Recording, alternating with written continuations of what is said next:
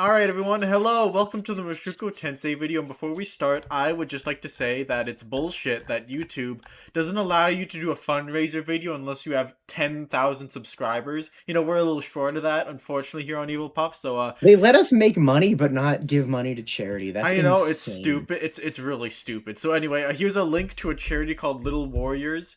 Uh, it is, to explain briefly what it is a fundraiser for basically mental health for children and to protect children from sexual abuse and to help them through it, advocacy, treatment, prevention, all that jazz. It is based in Canada, so you will be giving your money to a Canadian charity if that irks you at all or whatever. But anyway, here's a link. I've donated 100 buckaroos myself, and Shiki will also do the same, I'm pretty I'll do sure. that once I figure out if it lets me do it through Canada, which it probably will.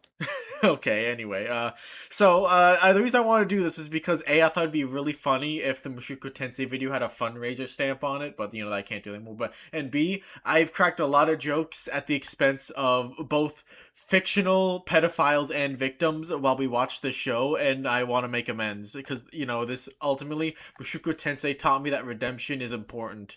So I think I do need to redeem myself in that regard. I want to do it because we'll get to it. But anyway, in case you guys don't know, Mushuko Tensei is a very heartwarming story about a guy who wasted away in his first life. So in his second life, he dedicates it to making sure he can live a happy life while also making sure his loved ones can live a happy life. And he does it through a lot of struggle and strife and just doing his best and all that. Yeah, yeah. Hey, what do you? What's that? What's that Huh? little list Huh? you got there? Huh? What's Huh? going Huh? on? Oh, this is just this is a thing we're gonna do real quick. Oh yeah, I think definitions is very important for this topic because people will say that like sexual assault is like a 0 to 100 term. So for the purposes of this video, when we say the word pedophile in regards to Rudeus, we mean he sexually assaulted minors while he Oh himself yeah, was not one, far from what yeah, being one in fact. oh yeah, major trigger warning, Mushuko Tensei. Uh, it's worse than I thought going in. Like people call Rudeus like a groomer and a pedo, which is valid, but like more valid than that is a worse word, which is he's a rapist. Multi. But At least Shiki, but Shiki, three isn't canon, right? isn't he Three just canon. a little boy with the memories of some guy from a past life? Isn't that an unfair label to throw on that No, poor 10-year-old no. boy? No. What? Anyone who says that is a coping fucking dumbass, and I'm not taking them seriously. He's very clearly a fucking adult in his head. Like, be it because here's the thing: in both the anime and the light novel. For the record, this is our anime video. Anime video. We'll do a light novel video after. This is just our impressions from the anime. So if any of our critiques you think the light novels would fix, comment that. We'll see if you're right after we read them. Yeah, we are gonna do But that. in both the anime and the light novel, it's very clear he's an adult. In the anime, the narrator voice is his adult voice, and then in the novel, if you just read his POV, especially when he's a baby, shocker, shocker, he's not thinking or talking like a baby. He's talking like a grown ass man stuck in a baby's body because he is. Yeah, there's even Now more he has to. explicit details, like when he's with a man god, he says, "Oh, you're in your body from your past life. Because that's still how you see yourself. You still see Oh yeah, that's yourself the most important as one. that like 30-year-old Japanese man who lived in his Yeah, that's the parents." most important one. Whenever we see his soul, it's very notable what he looks like.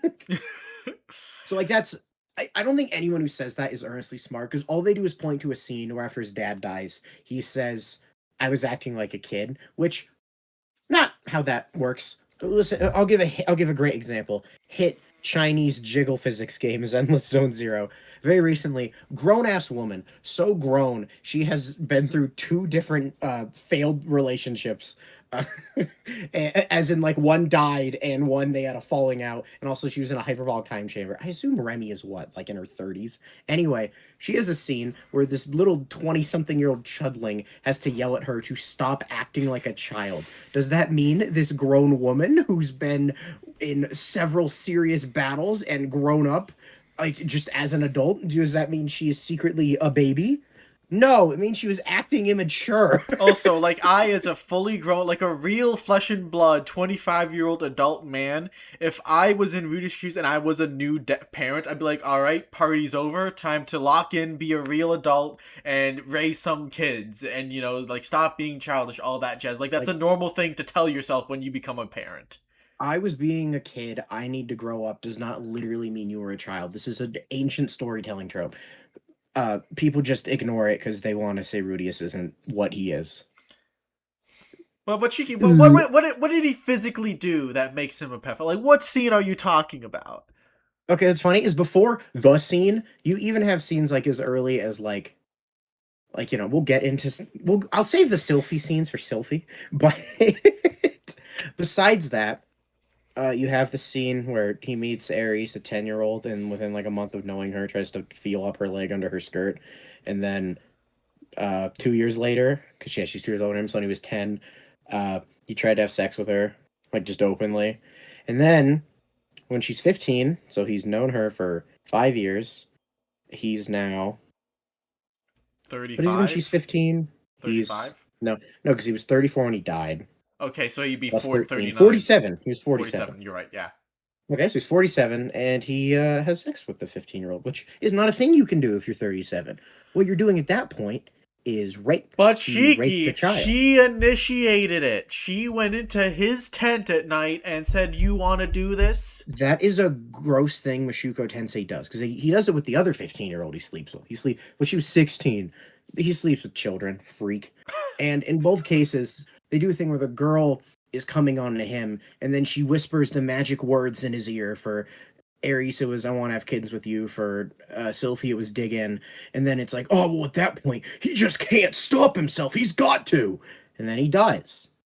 And then he does it to Sylphie, canonically twice, but implied all the fucking time. So, This is the thing. You can defend this, but well, it's magical middle ground. When is Rudy so allowed to start dating people his physical? Like, yeah, okay, whatever. But like, you understand why this is a show we're talking about. This is a fictional story, and not this a real is person. yeah. This was written a specific way. Yeah, okay, and it's just like, on one hand, is it a fantasy that you can indulge in? Sure, but that also means that I think it's a gross fantasy, and I don't like that fact that I watched a show and it's Also, not the for point me. is, people hype this up as a legitimately well-written show. Which, It's like, okay, I'll look at the rating, you jackass. okay, man, we could talk about the writing later, because I think that's kind of a separate Mhm. issue from I mean, this this is topic. part of the writing. Is this not something that was written? Okay, yeah, okay, so like, I guess like the reason why we hate Rudeus Greyrat and want to kill him, the main reason at least, is because the whole show, it is about redemption. It is about him trying to be better than he was before. I'd say it's more about growth than redemption. Yeah, because like the thing is, like, it never seems like he's narratively punished for his like perverted attitudes towards I guess the 15-year-old narrative punishment girls is he ever. died. But the punishment for his past life is he died, but that's like a fake punishment because this new world literally like encourages those behaviors way more than the old one did. Yeah. Like it's like a blessing for him. Like in the old world, jerking off to children was something he had to do in the confines of his room, and he was in need. In this new world, oh man, by becoming a really cool, badass, awesome guy, he gets to marry several. Woohoo! Way to go! Yay! Oh my god! First Yeah. character, he's so bad. And like I've been saying, we got to kill this guy like twice an episode since episode 1. But by episode, I mean the one where he tried to grab Ares was pretty bad. But episode 22 was like the breaking point where I was actually like, no, I genuinely am incapable of enjoying him on any levels of protagonist. Yeah. Okay, but before we get too deep into that, let's finish this list. Okay, so let's get to Okay, the let's make this rest list of the really quick, cast. really quick, really quick. Yeah. Then we'll actually start talking. Victim. Yep. Ares is also a victim. Roxy. Roxy is very hilarious because like here's what's funny. She is because she doesn't know. Yeah, no, she met this 4-year-old boy is like, all right, I'm gonna be his magic tutor, and then as he grew up, she developed a crush on him, and when he turned what was he like when he married her, like 16, 17, something like that. So like she was like 17. Yeah, she was like, damn, the kid I taught as a kid is super hot now, I'm gonna get on that, and then she did. So he is a pedophile for being attracted to a girl who's like permanently 14 years old. They even say, as the narrative says repeatedly. Yeah, they even say words like "not a single curve on her body," which is a lie in the anime, but in the novel, it's probably true because there's no images in the novel to go off of. So ew, disgusting. And then, but she, unbeknownst to her, is a 50-year-old falling in love with a 9 to 17-year-old. They are, in a sense, the most worthy couple in that they deserve each other because they both suck. Yeah, this is probably something I'll throw around a lot. Like, if this is something that happened in Konosuba, I think this is hilarious. This is the funniest thing that these two groomers ended Konosuba up doesn't even together. take any of this seriously, where this show takes it all seriously. Yeah, and also Konosuba's willing to beat the shit out of its main characters, for fun. Which Way more often. this show is Way more often. far less willing to do so, Way more often. for better or All right, worse. Paul. For Now, worse. Paul is a lot of things. He's not canonically a Venom. Good for No, Paul. yeah, Still putting him here. Still putting him here. Because he's still Paul. I think he's in Might Lear. We're just like, oh, I see she's developing well, but she's still a little too ripe for me, a little too young Okay, for fine. me. We'll do current Paul. But Paul, like right when they got married, he was up here. All right. I mean, to be fair, right when they were married, he was like 21. So, like, Okay, fine. Paul and Rudeus was like 7. Okay. maybe. Okay. All right. Her. Zenith was probably just an enabler because she let, Paul do whatever, and she expected him to eventually cheat on her and stuff like that. So, like, Insane. and I imagine that if the family grew up normally and Rudy still married those people, she'd just be like, well, that's nice for you. Yeah. All right. Rudyard. The child protector. Yes, This guy he is such a tragic kills character. them. This guy is such a tragic character because he lives to protect children. He'll kill anyone who hurts a child, and he is unknowingly best friends with someone who does hurt children because he doesn't know. Dude, it's so sad. awesome. There's a scene where he's killing a bunch of child slave traffickers, and everyone's like, "But do you have to kill them?" And he's like, "Yes, I have to. They deserve it. They don't deserve your pity." And Rudeus is too busy. Like, Rudeus was more disgusted at the murder than, like, literally, like, 5 minutes prior to the murder, he sees, like, one of the trafficked children getting assaulted, and he just looks mildly uncomfortable. But when he sees one of the traffickers die, this is not the first person he's seen die in this verse, he, like, has a full-blown panic attack, and it's like, Rudeus, I feel like your reactions to these should, bare minimum, be about the same. Yeah. The fact that they're not is crazy. I know. Okay, we got the maid, number 1 enabler. Oh yeah, no, she's a complete enabler. Number 1 enabler. All right, I'm gonna have a lot to say about her. Norn would beat them if she could. Oh yeah, if she was capable, she would. She just has to get a little older, a little stronger. Almost, but not canonically. She's fine. She's on her way. I swear she's on her way. She is an enabler, though. Because of her mom. Because her mom sucks. I mean, it's weird to call her an enabler when she's 9 years old. Like, can you really know better? She was taught to enable. I guess so. Oh my fucking god. Okay. Poor Aisha. Alright, her. She is. Yeah, and no, again, it's if 10 bajillion character, she'd be so funny. Like, she's a complete pervert elf lady who has sex with a bajillion guys every night, then she marries a 17-year-old, which, in her universe, it's legal. Who, so in her mind, she thinks is going to be the Pope. Yeah. She's that religion. That'd be a good joke in Konosuba. It would be a good joke in Konosuba. Is she an enabler? I don't think she's an enabler because, like, she was friends with Paul, but, like, she was a little standoffish. No, she literally goes and got confused because she pulled her pants down in front of Charlie. Right, yeah, okay, yeah, I know. She's literally got confused. She's stupid. She's dumb. Alright, him. He's an enabler. He's best friends with Rudeus. He's an enabler. Yeah. Cliff. He's a victim. Cliff. Oh, you're a victim. Sorry, he's a victim, dude. He married a 10 billion-year-old elf lady. Sure.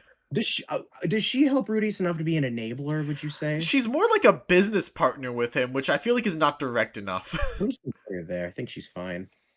And she's friends with a certain goat man who we'll get to. Her. She is... Okay, she's so funny.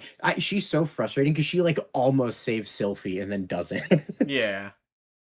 I'll just put her there. Yeah, that seems right. And then he would if he knew. Yeah, if he knew, I believe that. They're both victims. All right, we got this sad. Right. She's not a victim yet. That we know of. Yeah. For now. Man God is the ultimate enabler. He's the ultimate enabler. All right, we got...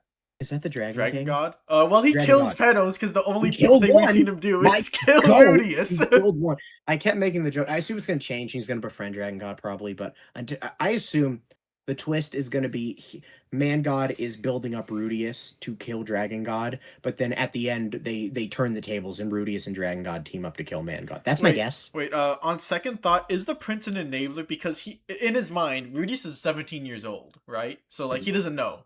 So is he an enabler or is he like Like, where do we do with Actually, I'm that? gonna put him in got confused because his statue obsession over Roxy's was a Well, little I feel like weird. that was about the craftsmanship, though. Like, Yeah, for that's right. him. That's right. He is weird. He is Like, weird. he's an omni nerd about the craftsmanship of it. Well, you can be an accidental enabler. How? Because like a lot of people are accident. Sure, we'll put him down here for now. Yeah, because things if we say For now. accidental enabler, that suddenly like Mhm, most of the people would be on mhm. enabler, All right? right. I'm putting. Okay, what do I do with Paul's bros? I think he would be an enabler if he knew. It'd be like, well, I don't Yeah, because mind, they're Paul's boss. bro. All right, this guy gets confused. He gets I don't confused. understand, officer. She said she was 18. No, he absolutely hits on a kid at the guild he hears, and he's like, "I'll go look somewhere else. Never mind." This is a fake character. Yeah, he never does anything. Filler, filler, filler. I don't know what to do with her. She's a victim of the author. She is a victim of the author. I'll just put her there. All right, this guy. What do we do with you? Again, he's Uh, like this guy if he knew he'd be an enabler, but he doesn't, so he's not. yeah, okay. Unless I'm forgetting something, which I might be. You are a victim. Victim. Nearly a victim, but like, You close enough. you are. Not. Hmm, She doesn't no, really do you're anything. fine. You probably she probably beat them honestly. You're normal. You're all the party's fucking normal. This fucker. Oh Now I no, don't. now he's Now again, not canon, so I can't put him here. Yeah, the thing But is, he's as close as we can get. he traffic those traffickers, you know, assumably he was one of their like contacts, like That's one of their definitely the clients. implication. So like he Does bought he doesn't child he die slaves. the episode And that's revealed? Like, yeah, is that like and that's he his does confirmed? ogle his own maids. So the idea is that he's buying child like animal like maid people like little child And cat raising them up. girls and then raising them up and then Plus, ogling what's really them. funny is I started backwards where he had sex with his maid, and I went, "Oh God, that's so gross." He likes animal people because he thinks they're hot, and then he makes his granddaughter do an animal thing. That's so gross. And you went, "That is kind of gross." And then the forest thing happened, and I was like, "I didn't. I was so right to not trust a Mushuko Tensei character." It was so disappointing because he was so likable when you first It met him. was Just this funny. loud guy who was like, "Hey, All right, family, what's up?" all right. I don't care about Rudy's age. He's an enabler because he offered to tie her up and throw her in bed. Freak. Yeah, yeah, yeah. You too. You were no better, you little shit. Okay, who the fuck? I don't I don't care. know. I don't I don't care. know. Oh, I you don't know, know. she was. I don't care that the prince is a child. That prince was insane. I don't care. I don't care. I don't They're care. enablers Oh, because they were. They were. They wanted Roxy to bring home Rudeus. That's a good point. yeah. I don't care. The dog people. Hey, they killed traffickers. Love the dog people. They're pretty cool. Okay, this guy. He almost killed Rudeus. He got close. This is just the king, I guess. Probably an enabler, to be honest. Yeah. You Prince. okay? I All right. can't because he's not an adult yet. But do you think he's gonna get better with age? Okay, the thing is, 'Cause I like, know. remember, Shiki, remember how his internal monologue sounded just like No, no, Rudeus's? I checked. I checked. We were wrong. That was Rudeus's inner monologue. Oh, okay, They so just did it while showing his face, so we got confused. oh wow, okay, that's That said, when he gets older, do I that's expect him to funny. get better? No, Alright, yeah, probably. That's a safe bet. I don't care. Gorilla Girl. Hey, I trust her She to would be kill small. pedos, she would. Yeah, she would. My goat. Don't care. I'm gonna like accidentally like skip a trafficker Aren't while I those do this. aren't the trafficked girls like victims? Oh yeah, they are. That's a good point. No, I mixed them up with some other because there's so many fucking. Is he a trafficker? Who is this jackass? He's not one of the traffickers, I don't think. I I don't don't think remember so. him. This guy's got a cool mustache. Where's it? Where is that one trafficker? Is that him? Because I know he Yeah, had a that's unique- him. He's got the This guy with the guy. goatee. Yeah, let me move him real quick. Now he is an enabler because he doesn't do it himself. He just, But like he still you know, traffics children. I think that's like that's good enough. That's fair. That's good enough. Okay. Horse. No, he's a loving father. He's just an yeah. asshole. He He's he just a is just an dick. asshole. You know what? I bet if No, Rudeus tried to get one of his kids, he'd beat the shit out of him. probably, but we don't have confirmation. Yeah. Uh. Who? Who Okay. is this? Oh, she is. That. She is. She Yeah. is. No. She is. She is. She is. And you know, to be fair, in her verse, it's legal, and she's just a I working don't woman. care. She's still weird. But according to No, us, actually, we're putting her there. yeah, I don't care. That's so dark. Who is that? I don't know, and I don't care. Who cares? Oh, Move that's the on. assassin. She's a victim Okay. because she sat on that guy's lap. Anyway, this was fun. Woohoo! All right. Wait. The slave trader. I'm putting him up there. Fuck that guy. Okay. And then animals. Okay. Yeah. This is a tier list we've done for other series. The difference was in those series it was mostly a joke, like haha, put Tamari up here. It's funny. All right, now that we've done that, we can actually talk about the series. All Oh right. So boy. Shiki, how about we just get this out of the way? Let's get all Mhm. the stuff we liked about Mushuko Tensei out. Just like, let's Okay. everything you liked It about it. was not as much of a Sakuga fest as people built it up to be, but it still looked nice most of the time. Yeah, the production value's there. It's all pretty good. I love the not like a serious critique. I just thought this was a funny animation error when he's walking with is it his sister or is it Sylvie where they stop walking I but they think do it's the Aisha. tracking wrong. Yeah, it's Aisha and they do the tracking wrong so she slides across the screen. But That's a like great well, other than that, like it seems like it was great, and I really like in the first pretty well season. produced show. I really like in the first The season the fact that like there was no opening and you just had like the same song going over third like season did that as too. quiet scene. Yeah, it was pretty cool. Yeah. What else?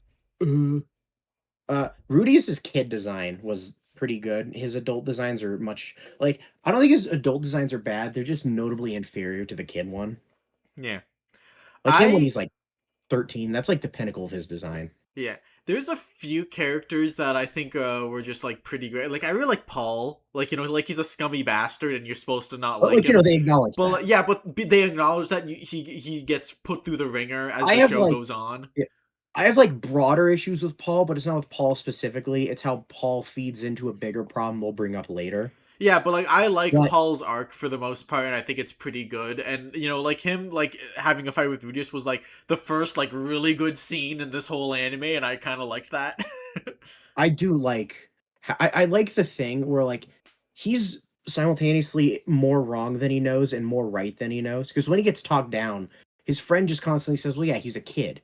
Which is the funniest part is like that's the one thing Paul's more right on than he knows. There's like a thing with the Mushuko Tensei that I think is at least kind of interesting. Is it's not he learns from his mistakes. It's he repeats the mistakes he made in his past life, but he sees the consequences immediately and then fixes them, which is neat enough. Yeah. And then they don't do it well most of the time, but sometimes Rudeus' whole like I view this like a game thing and getting punished for it. Really, the only one that worked well is when that kid died. Yeah, I kind of like that because it's like, oh, like his past life, really kind of was a waste because like, he never like went out and made the mistakes in the first place, so like he wasn't really like, prepared for it when the second chance came around. Yeah, and he was kind of viewing it like a game world where he's like, oh, this is how you would do it in a video game. And then he gets an actual kid killed. And like that was treated as like a serious bad thing he did, which doesn't happen often. Yeah. Now, like the whole he treats girls like a dating sim, that doesn't work because the problem is like there are bigger problems than how and then if he's being polite or not. That's not the issue here. Yeah. I don't care how nice he's being. I think my favorite character is still Eris, just because she's such a No, I love likable her. little gremlin. I love her. No, like we talked about this a lot. The absolute because the thing we knew going in, he marries three people. That's the only thing we knew going in, and we had this pain that kept appearing where it was actually really fun to watch Eris grow and learn and train. She's a genuinely fun character to watch grow up. Yeah, and I like how And she's then like and then constantly trying to take after Giseline, the cat lady, the super muscular one. Like she starts yeah, acting more and more Ghislaine, like that her girl's as she good. gets older. I think it's really cute. Yeah, I love that. Like, there's a lot of really good with her, and then but then there's the thing where the creeping problem, which is she also has a crush on someone and begins to love them. And the more that happens, the more you're like, no, the inevitable is coming. No, I don't want it. I don't want it.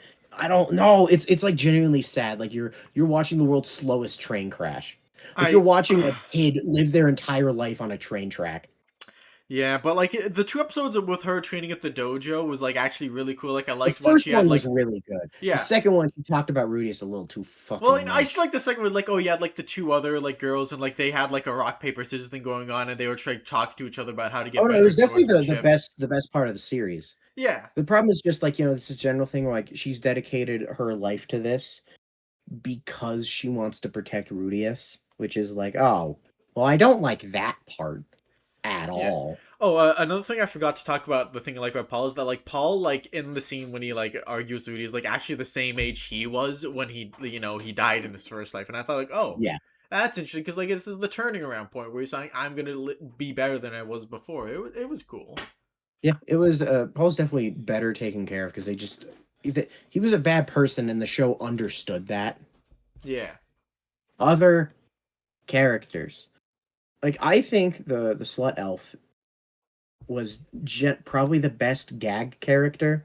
Her or the statue guy were probably the two best gag They were characters. fun.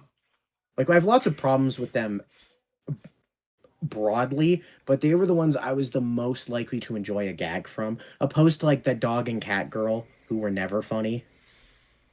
No, I think like the cackle was just at her funniest when she was just making stupid puns, which is not Yeah, and a great sign. the most decent bit was just whenever the dog girl would make promises that involved fucking over the cat girl. Now, those promises were usually involving Rudy as being sexual, so I hate them. But like that is a conceptually funny idea. Yeah. Puff and I did that a lot. We were like, that's a conceptually funny joke while not laughing. We Yeah. did that a lot watching this show. It's literally like if it was Konosuba with Konosuba's presentation and willingness to beat the shit out of its scumbag main characters, this would be pretty great. But this isn't that show. One okay anyway, but things we like. I forgot his name, but the guy who was like in the leader of the party and like the snowy place when Rudy was in his like Oh, the sad phase. scumbag guy. I Yeah. love the scumbag I guy. really like the scene where he's like, your smile is so fake, and Rudy's like, this is my defense mechanism. Shut up, stop criticizing. Like, I like that. Like it fight was a at the little bar they annoying had. how he's like, I actually do have it that hard. Shut up. And by that he just means his dick doesn't work. And it's like, shut up, Rudeus. I hate how they want me to treat that seriously when it's like I'm glad that happened. Actually, I was happy. It literally saved Sara. It saved her. Victory. Bad, not good. What else was there? Did I like Um, anything else? was there any cool fights? You liked it when the dragon god killed him. You like that? Oh, I love the Dragon God. Here's the thing. This is a joke, but he didn't even show up in season 2, and I kept saying he was the best character when we were watching. Like Puff can attest to this. Every time anything happened, I was like, Puff, what if Dragon God shows up and kills him? Wouldn't that be awesome? Like he buys a new house. I'm like, what if Dragon God's in there? They teleport. I'm like, what if Dragon God's there? That was funny because he almost was. I was very close there.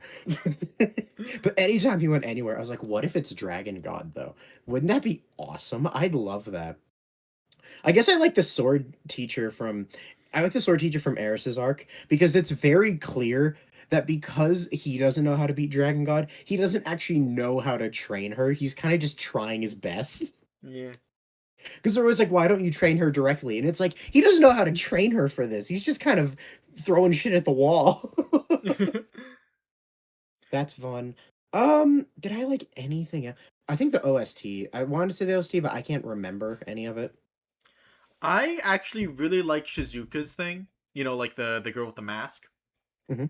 We're Oh like, no, I oh like Shizuka. I yeah, think she might be the most likable for real reasons character. I just like Dragon because he killed Rudeus. Okay, to be fair, his whole scene with Rudeus, we were losing our shit, where he clocks him as not being from this world. That was awesome. yeah. I really liked Shizuka because like, oh, someone else got isekai, but in a far less convenient way. Where like Rudy, oh, he hated his past life, so now he gets to leave it all behind. He gets a new family. He gets a new like he gets to be naturally be integrated into like the history and culture, and like he gets like a Whereas, real identity in that new world. Whereas Shizuka doesn't even get magic. She's still just like a normal like girl, Japanese girl. she's her real body. She literally can't age. She's stagnant. She's forcibly stagnant. Yeah, and And I she think has that's no fun. magic and can't use any of the magical stuff in the setting herself. So like she's literally like a foreign object and forever a foreign object, so she feels isolated.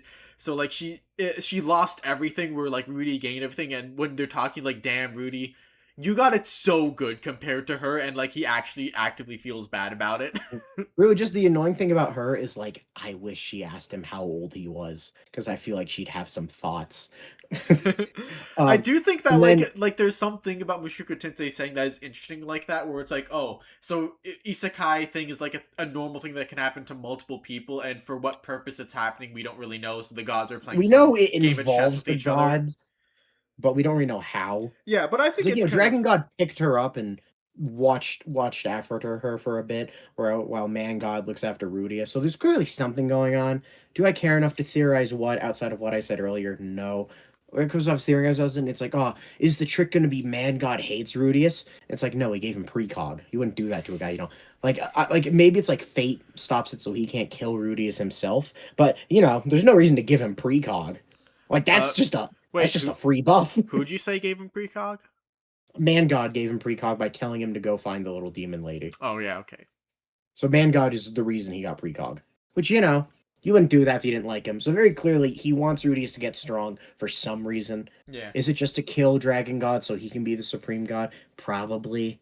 Because it's like the obvious answer. It's so obvious. There's going to be some twist on it, whatever it is. Well, I yeah, don't but fucking still, the know. idea that like there's gods literally bringing in champions to do their shit and be like weird, overpowered foreign entities in the world, it's Yeah. kind of literally like creating a demigod, but like just like you have to get some chuckle fuck asshole from another universe first.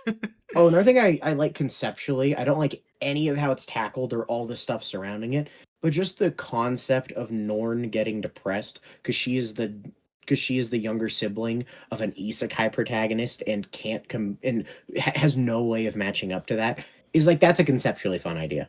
I Yeah. don't like how they handle it, but That is like a lot of my reaction. It's like conceptually this is like interesting territory, but like I feel like it's mishandled here or it was sloppy usually there. because of misogyny or because Rudeus is there. It's usually one Like of the thing I thought about that like early on, like the first 6 episodes was like, okay, like this show is very like sexually open. Like you can hear Rudius's parents banging it in the background of this one scene.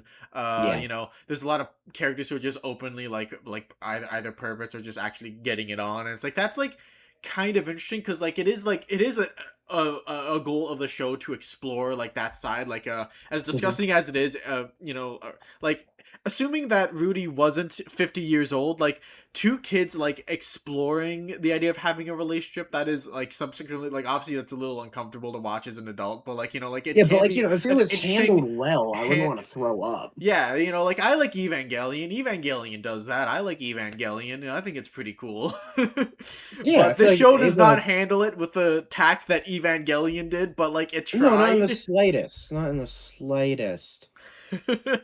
Because because like as it still does it like very immaturely. Yeah. Like ignoring all of the lack of tact, it also just does it in a very immature way. All right. I guess one more thing that I liked. Uh, okay, two things. One, I liked Aisha's little plant buddy. Oh, that was awesome. That was He great. I was love so that cute. He development. like just waving side to side. Like, come Similar to on. that, I like that they got an armadillo dog. We don't know when, we don't know his name, we don't know what he's doing, but they have an armadillo dog, and I'm glad that he's there. And other thing, we got Cuck Queen Rep and Roxy, and that is severely underrepresented in our media. I mean, they failed to represent it when she got married, but Yeah. we'll get to we'll get to that. Um okay, where you want? I have notes. So where would you like to start? We can start at the beginning of just like stuff we don't, because that's basically how I have it filtered out. Is that like we went scene Oh yeah, by sure. scene? It's like I Just didn't like go in this. I order, didn't and like this. I didn't I'll like just this. grab my notes if I see something. All right, hold on. Let me get him. Okay, so first thing I have here is his first instinct was to grab a stranger's tit, and he did not realize he was reincarnated yet. So he's just a freak, which like again, kind of Oh have no, to no, in his expect that. mind, he was a grown man doing that to a nurse. Yeah, which again, like Crazy. that's the thing about like Rudius that like I do not feel like I'm watching like, oh, this is a morally neutral or like heinous character and you're supposed to feel that way, because it feels like I'm not supposed to feel that way. It feels like I'm supposed to think that Rudius is a pretty okay guy, or at least deserves the chance to be Yeah, considered one. and And it's not like a Cosmo. Where like Cosmo works is you cheer for him because you know he's getting his comeuppance. That's built in. So you can enjoy his dumb, funny little victory because you know the bad parts are gonna bite him in the ass. yeah.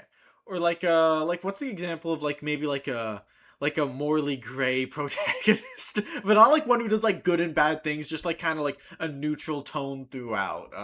This Just someone who's like just kind of not a good guy. yeah. Does the Elric saga count? I haven't read it yet. Or is he too bad? The thing is that that was like what I was thinking because it's what I read before we started this. So I'm like, yeah, Mm-hmm. Elric is, like I guess like that is the case of two extremes where like he is like he does heroic things sometimes, but he is an asshole who is basically raised like a celestial dragon. So he has a lot of bad habits. Mm-hmm. And that is very Yeah, you could. interesting to walk out, but like with Rudeus, it's like he's just a terrible like silent pedophile, and there's not enough attention brought to that fact. No, because like the way it works is, I'll just say it now. The problem with it is they do treat Rudius's relationships with women as he's doing it wrong, but they don't treat it through the lens of he's a monster and he shouldn't be doing this because they can't consent. They do it through the lens of like if this was a high school romance, if this was like Kaguya, and they're just approaching it socially wrong, which he is doing, but that doesn't really matter because he shouldn't be doing it at all. Yeah, it's like this giant like a giant anchor on top of the whole show, and you're just like hoping it'll drop, but like it never does. So like you Yeah, just like kept like it it's like distracting the whole time. like it and it impedes the show more than like Meliodas, which is crazy because Meliodas impedes quite a bit of the show. That's another But like comparison we can think. It's like, dude, Meliodas at least like it does it to one girl, and you could have your magic bullshit excuse there, but like also like when that's not the focus, I like when he interacts with Bond because they're cool guys. They're what's such funny good is friends. I like how you have the thing where when he and Bond interact the first time, it's great, but when he and Bond have their friendship moment at the tournament arc, it's the worst thing ever because they're having a pedo But off and like it's even then, atrocious. that's something that's so ridiculous. I think it's like funny. Whereas like with Rudy, it, like never quite like reaches that point, or when it does, they don't like treat it ridiculously enough, so it's harder to laugh at it. Or it's in scenes where it's such a hypocrisy to how they've treated other scenes, I can't actually laugh at it, which we'll get to. Yeah. So anyway, my next note is Rudy's crucifixion was a little goofy, but like like they wanted you to treat like his trauma very seriously, and I was willing to do Like it was it. kind of goofy, but like sure, Yeah, the he thing got is, I traumatized was by I that. was willing to do it, but like then like when he arrived at the school, I thought, okay, this is gonna No, bring can up I a explain? No, before that, can I explain the Sylphie scene? Because I got really mad at it. okay. Oh This right, didn't yeah. hit me. Oh, literally the next day. So Rudeus is friends with Sylphie. I think they were 6 or 8. They were young. No, not 8, because 8's when he got shipped off. 6-year-old. He meets a 6-year-old kid, saves him from bullying. Oh wow, a bullying victim, and he doesn't know she's a girl because he's stupid. I don't have another way to put that. But anyway, she gets wet in the rain with him, and they go back, and he's like, "Okay, let's go take a bath." And then they say, "I don't want to undress," and he says, "Okay," and then he tricks them and like pulls down their pants when they're not looking, and he sees their fucking genitals. Disgusting. But and here's the thing: the point is supposed to be, oh, that was bad because he did that to a girl. And also remember, he's 40 doing this. That's a reminder. Yeah. He's 40 doing this. And here's the thing though, but okay, wait. So every layer it doesn't work is at the top layer of okay, he's a 40-year-old who unknowingly stripped the child. That's insane. That's not defensible. Okay, let's lower it once. He thought he was doing it to a boy. That doesn't make it okay. What? I know, and Let's lower it more. Wait a minute. Wait a minute. Wait a minute. 1 or 2 episodes ago, we just established that Rudeus' core trauma is a bunch of guys forcibly stripped him and humiliated him. And Rudeus is currently doing that to his close friend, and it never crosses his mind what he's doing.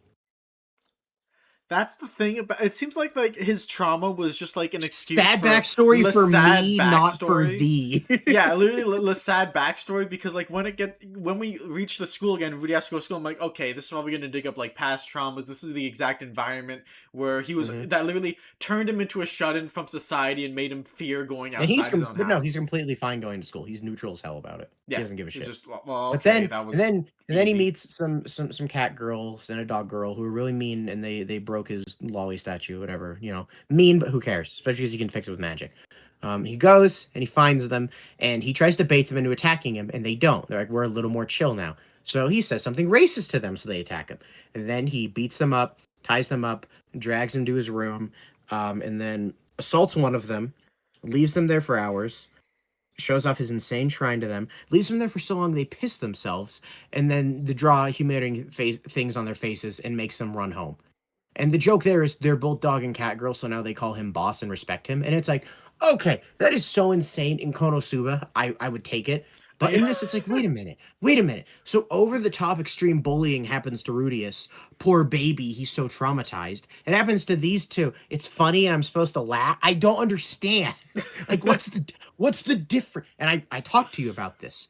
I think my working theory is the public humiliation aspect. Because like I'm only going to talk about the novel once here because the novels is the next video. Yeah, we 'Cause both I read the only first novel, so like, Yeah. you know. And very early on, when Rudeus is describing it, and he describes getting crucified, he says, "My social credit disappeared that day." Like it's the fucking Diary of a Wimpy Kid meter. And so when it hit me, it's like, oh, the Sylphie thing wasn't public. The two dog and cat girl thing wasn't public. So it's not as bad, I guess. Like that's the like I was trying to find a moral through line to like explain this, and I couldn't. Yeah, it's the type of thing where it's like if this was a Konosuba episode, like Kazuma and the gang like took two hostages and then like forgot the fact that they had to go to the bathroom, and so they left them overnight and they pissed themselves on the ground. The Like, joke there fuck is no! like they would be like No! gagging at the smell, and they're like, "What do we do?" And it's like, oh no, not our new carpet! No, not the new carpet! Ah! Yeah, Aqua's like throwing up at the smell. She's like, "Kazuma, do something!" He's like, "What do you want me to do?" But it's not this because again, it's like if his is treated seriously, why aren't theirs? I know, it seems doesn't- like it literally was it just doesn't like a make throw. It almost feels like his trauma was like a throwaway idea where it's like, oh, he needs a sad backstory to be more sympathetic. There you go. And then like it never like meaningfully played into like the rest The of the only story. time it comes up again is Norn, but even then it's a joke because the point is what happened to her is nothing like what happened to him. It And came was up just again with deranged. Julie because like she's like, oh yes, this slave girl, she's just like me We'll get when to I slavery. was a We'll get to shut. slavery. You gotta save that. That We is gotta a save different that. We gotta topic. save that. Okay. We got that's its own. Oh my god, that's its own can of worms. Okay. So basically, I have so Rudeus many is- notes here, like Paul's apology in like the third episode, like that feels like small potatoes compared to a bunch of other stuff we have to talk about. So basically, Rudeus's like core backstory kind of breaks the whole series because like it constantly raises the question of why do I take this seriously but not this, and it's never really clear. It's just a very tonally inconsistent mess. So it makes a lot of humor not hit and emotion not hit in the right way because it's like why the fuck should I feel this way? I don't understand. Very incompetent. Yeah. All right. So let's get to what's probably my least favorite thing about Mushuko Tensei, and that is the subplot with the maid Lilia and her daughter Aisha. And Because here's it grows. Because early on, it's just like kind of misogynistic, where it's like, oh, Paul slept with her, and it's insane how she's like, oh, I tempted him. It's my fault, not his. And Puff and I are like, oh, okay. And then we see it, and the quote unquote tempting is just she left her door cracked while she was sponge bathing herself, and Paul silently didn't say a word to her, walked in and shut the door. And it's like, no, that's on him, actually. No, that's on him. and That's not on you. And later in the anime and in the like light novel early on, we learned that like they actually had a prior relationship where like like Paul would apparently like bug her for like like a quick squeeze or whatever, and like she hated And him for it. in the anime, he raped her. Yeah. Paul, And just like father, like son. the thing is killed like them both. the thing is when One down, one to go. The thing is, in the scene where like she was like, by the way, I'm pregnant, Paul's the father, like I was like, okay, I my jaw kind of dropped. He's like, this is more interesting than I thought the show would get this early on, and I was like kind of got high hopes for it. And 'Cause, then like, okay, they they're fumbled gonna the have bag so hard. it went in the worst possible Because direction. it was a like, horror all right. story. Because it's like I'll say the build up, you say the payoff. So we're told, okay, they're like, oh, sorry, you can't leave in the snow because you'll die. And also, Rudeus framed Paul for it being his fault. One of the only cool things he's ever done. So you're gonna stay. You're a part of the family too. She literally says it. She says you're a part of the family now. And then time skip. We don't see him for a while. We come back. Hey Puff, what's Lilia wearing? Lilia is still wearing her maid uniform. Cool. What's her daughter doing, by the way? Oh, hi, Aisha. What are you doing in a little... She looks so cute in her little maid uniform, doesn't she? Wait, her what? Yeah, she's in a Wait, little her maid what? uniform. Oh yeah, isn't this so awesome, Shiki? I mean, now he gets two little sisters. One who's a proper noble young lady who's gonna get to go to school, and then the house servant who will from age fucking 3, I'm guessing, was doing chores for him and his So family. Even though they said, "Don't worry, Lila, you're part of the family." Bull fucking shit. She's still a maid. There's literally you put a caste system in your own family and started raising one of the daughters and Puff, as you a know what's fucking insane? maid. When we saw her as a little kid, I said, Puff, he bred a maid for his son. And oh boy, what happens when Rudeus gets a mansion? Oh boy, Norm, you want to go to What school? You're happens going to when? school. Oh, Aisha, do you want to go to school? She's like, no, I was raised to be a maid, so I want to be a maid. And it's like, okay, you She's be a 10. fucking She's maid. 10. She's 10. She's She's 10. 9. She's No, 9. you're right. Fuck. She became 10. A 9-year-old little girl sweeping the fucking floors, mopping them, fixing the fucking Because fence Sylphie outside. is like, and the thing is, like, obviously, Rudeus is more fault than Sylphie, because Sylphie's line of, well, I could use help around the house, is deranged, but also reminder that Sylphie grew up in Rudeus's house a lot of the time, so this dynamic is actually very normalized to her. Things The one who should step in and say, hell no, is Rudy. I remember in the scene where she's fixing the fucking fence, I'm like, okay, Rudy, you're a recent amputee. Like, I get why you're not doing it. Sylphie, you're pregnant. I get why you're not. Roxy, this is your fucking house now. Get off your ass and help this 9-year-old do manual labor. Oh my fucking god! I got so mad. Later, I got so mad about Aisha. Like I remember like when you talked about like Rudy like losing his virginity, you got like a pit in your stomach. I didn't feel it because like I was expecting it. I was like, whatever, I can roll with the punches. I got disgusted with how Aisha was treated in this show. I think and it blew my mind. The thing that how, really like, disgusted me with it was the fact that like the tragedy that's happening here is not being addressed. So like literally like from the moment she was born, she was like being taught and having this servitude ingrained into her, so she doesn't even realize how terrible she has it. And I felt so bad for her the whole time. Remember, Rudeus's insane behavior is also being normalized to her by her mom. Oh, we forgot to bring that up. We forgot to bring that up. When Rudeus saved the maid, instead of her being like, oh, this kid that I thought was creepy actually has a soft side, I'll be nicer to him, she went, I must call him Lord Rudeus from now on. And my child shall be raised to be his loyal servant. She didn't say that, but evidently that was what she wanted. That's what happened. And when Aisha, tries to have some fun, being like, dinner's ready, I'm gonna say a little doodad, they're like, no, you don't get to say that. Stop having fun and be proper. I'm like, I hate you. Let the 9-year-old be 9. And it's supposed to be like, oh, she's teaching her to be a proper maid like she wants. It's like, she shouldn't. She's a child. She should be going to school with her sister.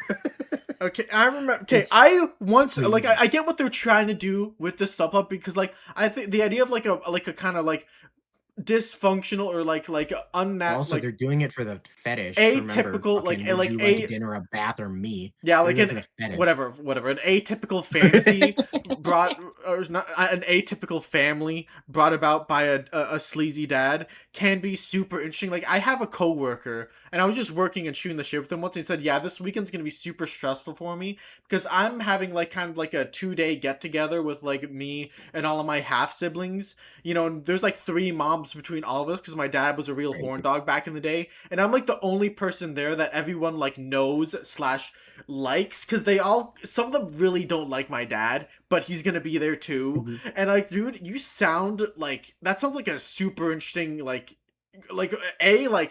good luck, man.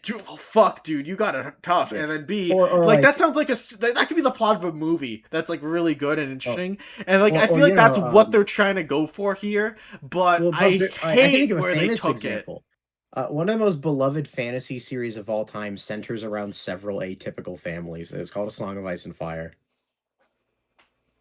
Yep, we like our Game of centers Thrones. Around several, Game of Thrones, A Song of Ice and Fire. Several atypical families. The Starks, the fucking Starks, the Targaryens. Granted, it's like a little different because like the reason why those are so big in fantasy, or at least for like shows like that, like this isn't really true for Mushuko, is that like lines of succession, right, is like always a main driving plot point, whereas like but there's other atypicalness there, like you'll still get it.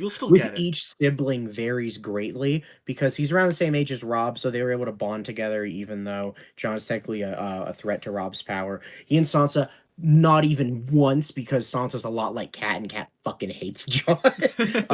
He and Arya super close because they're both black sheep. He and Bran just thinks he's an older brother. Bran doesn't give a shit. And Rickon's 3. There's a lot going on there, and the Lannisters are fucking insane. They are insane. And Targaryens are extra insane, especially in House of the Dragon. Holy shit! But like, it's so like frustrating because like it's literally like they literally created Cinderella, but what if she wanted to be the maid and was 9 years old and was happy to do it? And it's like, And also, her mom was this. alive and encouraged it. I know. Oh, like clearly she her beautiful same age half sister gets to go to school and get an education and do all this stuff. She joined the student council last episode. From day one, you are gonna be a maid, and that's all you were ever gonna be, and you'll be happy with your lot in life. And yeah, no, we got mad last episode because Norn is like, "Can I join the student council?" Yeah. But she might be stretching herself thin doing swordplay, writing, school, and the council. And it's like, wait, you're worried about that? Bitch, your other sister's a fucking full-time maid. You piece of shit. This is the thing. And remember, like, Aisha's doing most of the work because Lilia, even though she's there too, Lilia is a 24-hour servant to the mom who is in like a half vegetated state. So like, Aisha's doing all the work.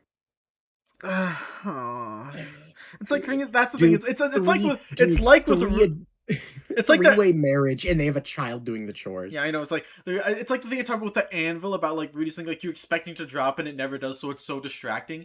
It's the same with Aisha, because like, are you going to acknowledge how fucked up this is? No, this is just taken for granted. For like, okay, I guess it's a fantasy. You get your little half sister who's gonna grow up to be your maid. Okay. It's awful. And again, like awful. if that's your fantasy, if you're into that, like you do you, buddy. But as a show that I was asked to judge, I do not like it, and in fact despise it.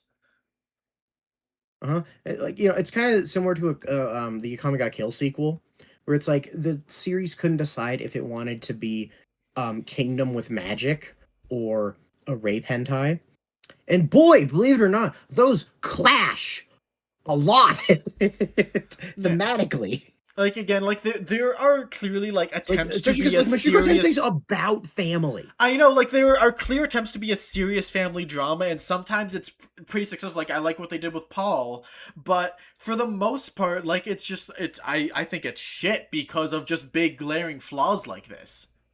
Mm-hmm.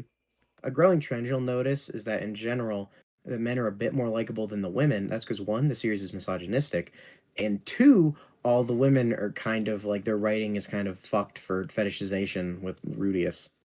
It's great. It's great. It's great. It's great. It's great. I have a line here that says Shiki predicted ball hair.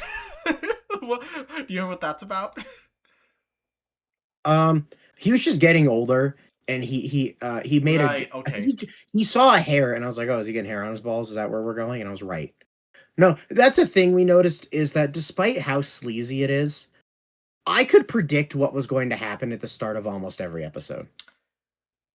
Almost. No, some things blew my mind. But generally speaking, at the start of an episode, like within the first 5 minutes, I'd say what was going to happen, and I was usually right, because this series was kind of not bad to be predictable. It just was, which was kind of funny. All right, Shiki, you know what's one of those hypocritical things this series does? What? So for a while, like in season 1, child traffickers were like the main villains, like our primary villains for like a good stretch, which feels really tone deaf considering Rudy doesn't have a change of heart concerning his sex pest behavior, like in the slightest at all. Like it almost like I think that's a very big problem with the Ares Ruger traveling section, which is our villains are sex traffickers and then a rapist prince, where it feels like they're trying to make Rudeus look not as bad in comparison. It's like he's fighting greater evils, so we ignore it. But the thing is, Rudeus isn't even heroic in this, which is the weird thing. Where Rudeus is from Japan, he should have Japanese sensibilities about a lot of these weird fantasy things. But like, he's less disgusted by human trafficking than Rudyard, who's like millennia old. And also, like it's kind of thing of like Rudeus kind of learns to stop using people advantageously, mainly the kid that he let get killed. But also in the forest arc, he says, I'm gonna save these people from being trafficked so that they owe me one. And he wasn't punished for thinking like that. He does it, and then they do owe him one. They let him live there for months. Yeah, and again, it doesn't feel like I'm supposed to like. It doesn't feel like I'm supposed to feel like, oh, what a morally neutral action to do. Oh, Because what a the series makes it clear when he's actually in the wrong, yeah. Like the series according is to the about series. Rudy. I like you can talk about whether you think it's successful or not. I don't The think it's story. about redemption. I think it's about him growing, is a No, yeah, better way to put you it. again, you could say like it's unsuccessful or what, but like the show is clearly about either rewarding or punishing Rudy based on whether or not he does his redemption properly, and so it's hard for me to really feel like, well, I don't feel like I'm watching like a morally neutral rogue in a hard fantasy setting trying to get by. I don't feel like that's like what's going on. It doesn't feel like it's being that. Because the series like beats you over the head when someone does something wrong. Yeah. So like when it doesn't do that, it's like, okay, so you're treating this neutrally. You're a weird show. What was after that? The next note I have is most of it is just stuff we talked about already, but do you remember your least favorite scene? Mine is early on. Yeah, early on, season one, Is this before or after the Great Teleportation? after the Great Teleportation. Okay, so it's him. It's him fucking Ares. Yes. Okay, wait, no, that's Mm. season two, I think. Never mind. No, that is season one. It's episode Okay, all right. 22. Right, okay, yeah, you're right. Remember, because I ingrained it as the worst episode of the show up to that point. But Shiki, isn't it a great climax to their relationship and their falling out? Oh no, here's the funny thing. Rudy gets punished after his sexual encounters with Ares, and I think it's funny how we kind of don't have the right reaction either time. For the first time, his dad, we learn her family is like fucking insane. And they're like, hey, we'll send her to fuck you if you want. And he's like, what?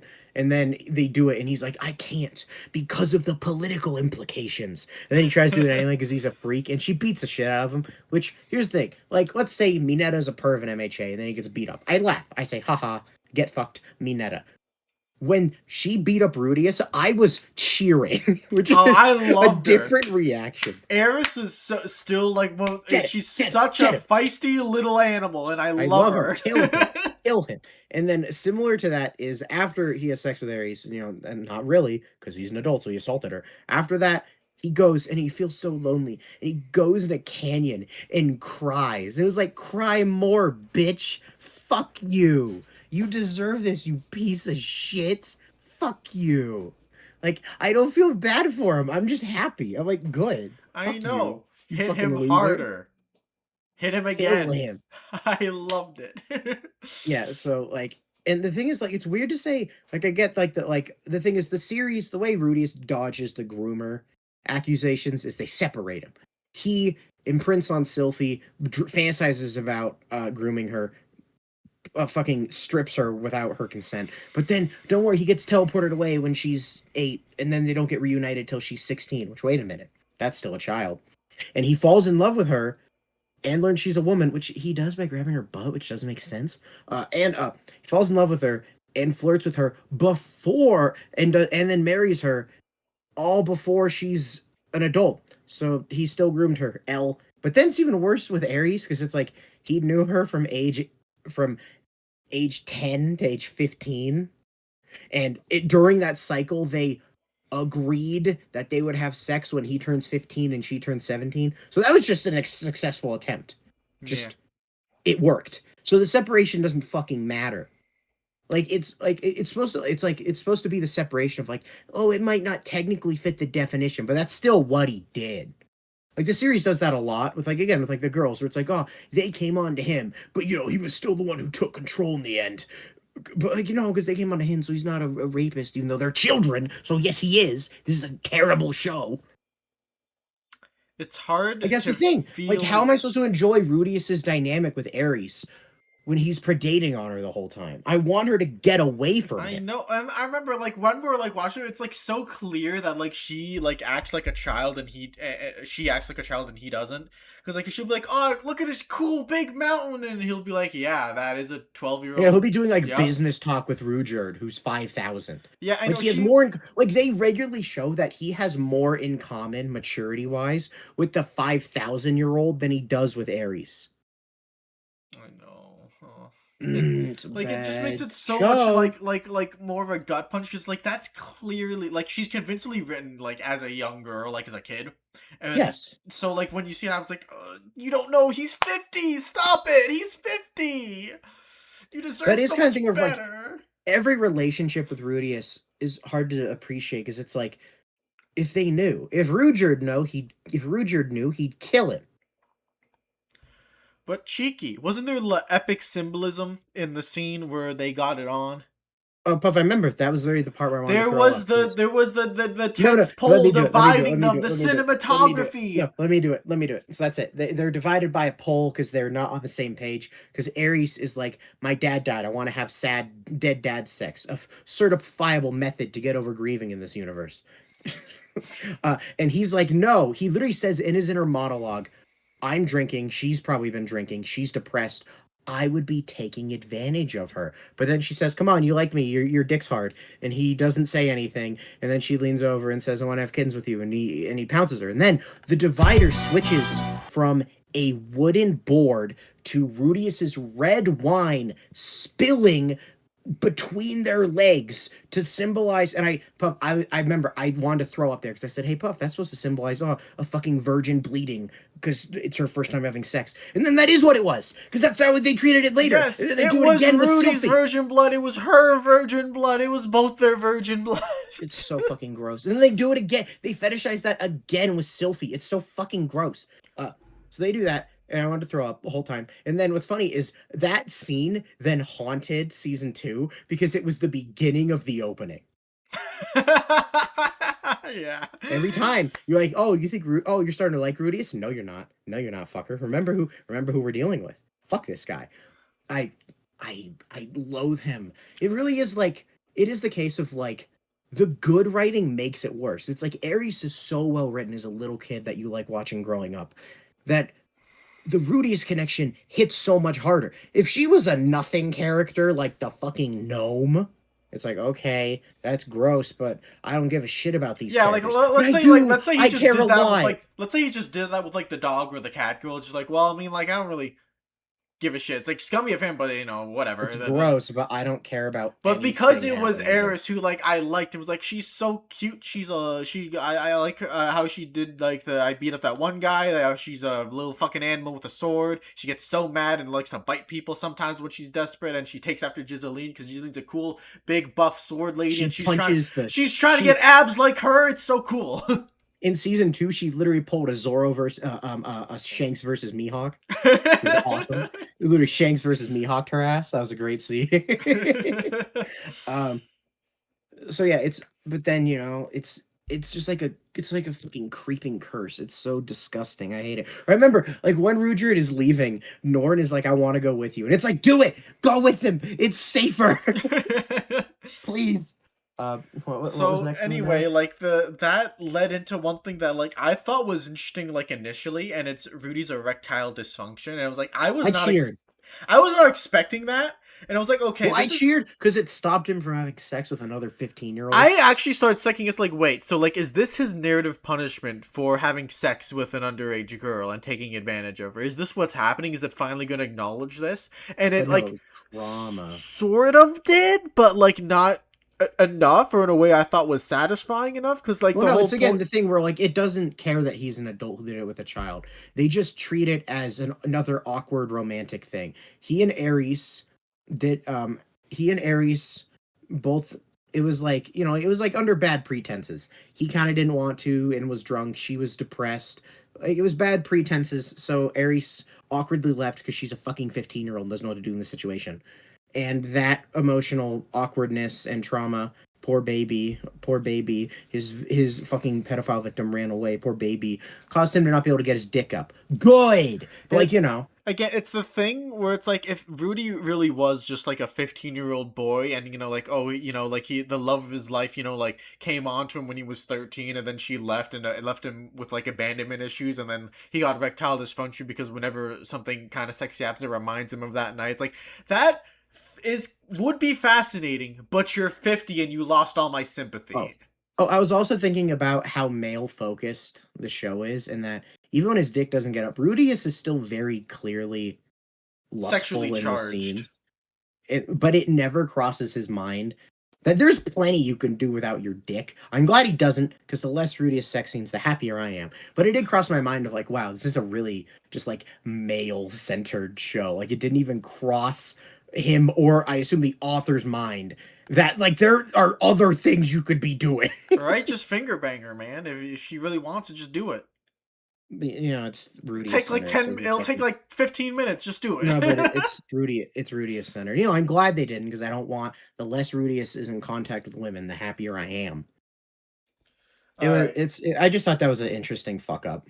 All right. So did we talk? Oh right. So do you remember like after he saved the one blonde lady from like like the tundra, and I he feel like I've looks been he forgiven. looks at the rising sun and is like, I feel like by who? Who forgave you? Who? And for what exactly? Because your behavior about things I don't like about you certainly hasn't changed. So like, To what be was fair, it? this is at least undercut a bit. Where after this he goes on a drunken bender and says something really fucked up to Sarah. So like at least it's undercut a bit. It was just a confusing scene where it's like okay, where it's like I guess it's supposed like that whole thing felt like fixing how he treats parties. Last time he let a kid die. Now the second it gets dangerous, he actually does lock in, does teamwork, and helps everyone. He's literally known as Quagmire because the spell he spammed the most was one that disabled the monsters and helped everyone else in the party fight more safely. So like that works as development. Except also he's trying to fuck the 15-year-old in the party, so I want him to get away from the party. That's why the only party I liked was him with the asshole. Yeah. Because the asshole was kind of just a dick, and I liked Yeah, it. it's kind of telling that Rudy has like the most chemistry with like other adult men who like clearly can kind of tell that like something a little off about you.